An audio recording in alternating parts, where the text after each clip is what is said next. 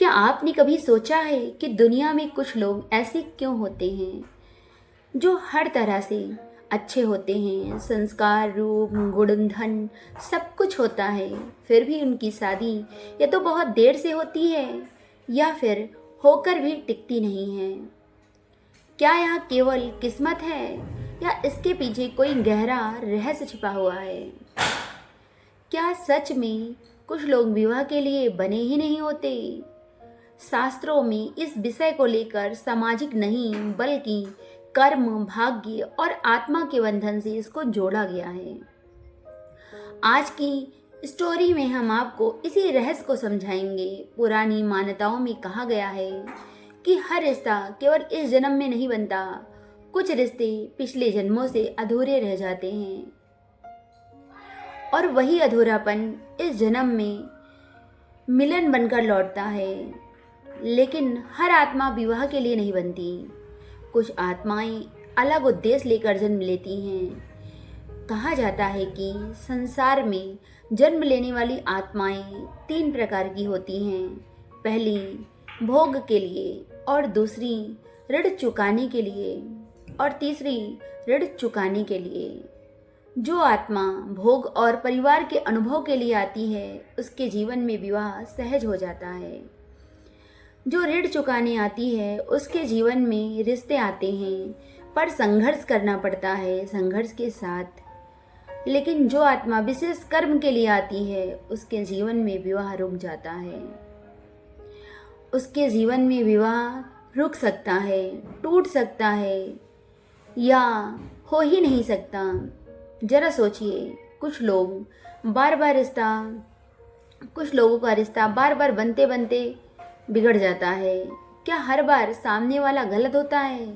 यह ज़रूरी नहीं। कई बार भाग्य कहता है कि तुम्हारा रास्ता तो अलग है।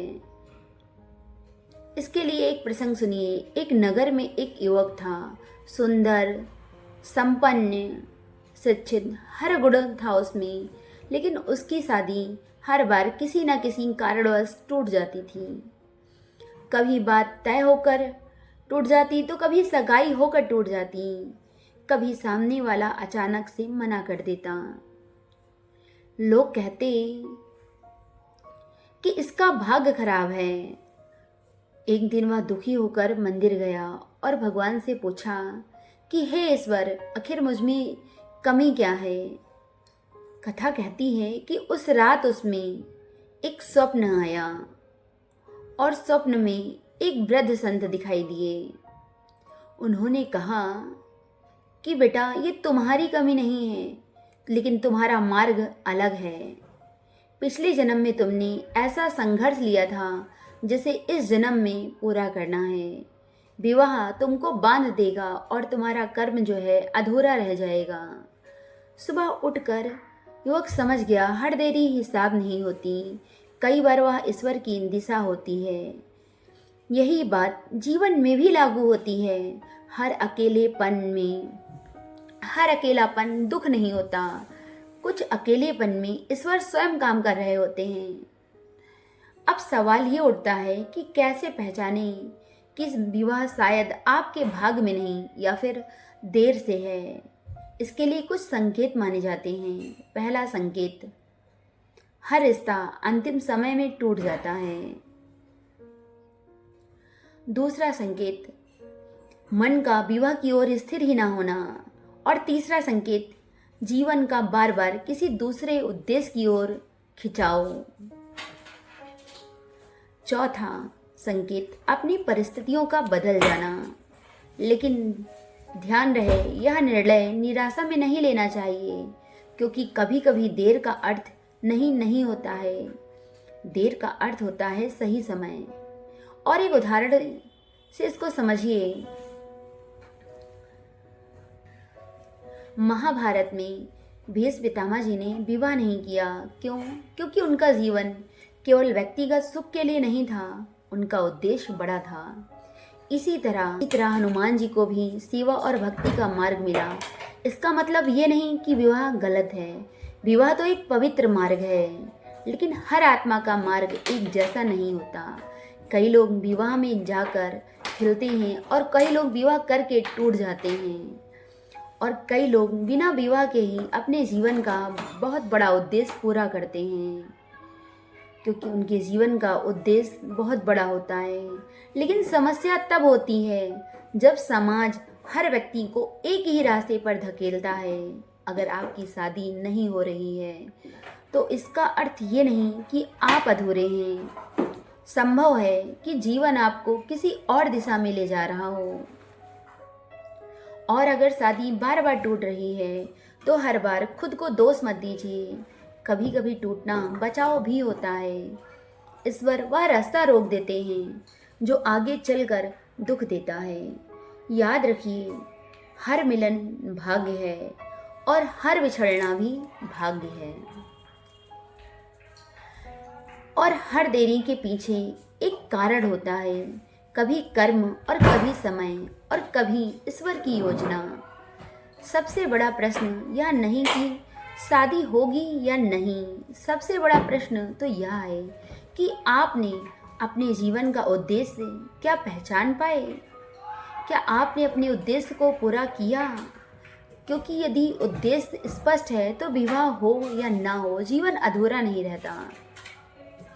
यदि आज आप अकेले हैं या आपकी शादी में बार बार बाधाएं आ रही हैं, बार बार रुकावटें आ रही हैं, तो खुद को टूटा हुआ मत समझिए। संभव है कि ईश्वर अभी आपकी कहानी लिख रहे हों। और याद रखिए, जो आपके बिना बुलाए अगर समय आया तो और जो आपके लिए बना है वो समय आने पर आपसे दूर नहीं जाएगा, और जो आपके लिए नहीं बना उसे पकड़ कर रखना भी संभव नहीं। इसीलिए धैर्य रखिए, विश्वास रखिए और अपने कर्मों को शुद्ध रखिए, क्योंकि भाग्य वही बदलता है जो विश्वास जीवित रहता है। अगर आपको भी लगता है कि जीवन में हो रही देरी के लिए भी कोई संकेत है, तो इस कथा को सुनकर आपके मन में जो विचार आए उसको साझा जरूर करिए। और कई बार जिस व्यक्ति की शादी नहीं हो रही होती है वह अंदर ही अंदर खुद को दूसरों से कंपेयर करने लगता है, कम समझने लगता है। जब आसपास के लोग पूछते हैं कि अभी तक शादी नहीं हुई, कोई पसंद नहीं आया क्या, अब तो उम्र निकली जा रही है, तो इंसान मुस्कुराता ज़रूर है लेकिन वह अंदर ही अंदर टूटने लगता है। उसे लगने लगता है कि शायद उसमें ही कोई कमी है।